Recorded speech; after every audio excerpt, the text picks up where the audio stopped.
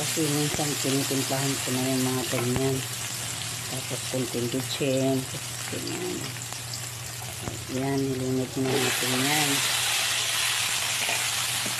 Timplahan natin yung ganyan. Kunting bitchin. Mamaya na yung sahog.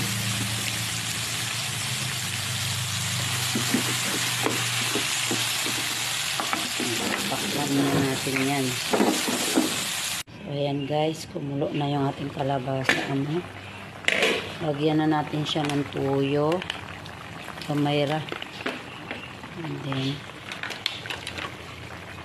lagyan natin siya ng paminta. Ayan. Lagyan na natin siya nitong sahog natin na galunggong na hinimay. And then kunting asin, kaya na naman ay lasa na. Kaya kunting kulo na lang yan guys. Kunting kulo na lang, maluto na yan. Maya kung kahit walang bitchin, kahit walang nor cubes o mga ano man.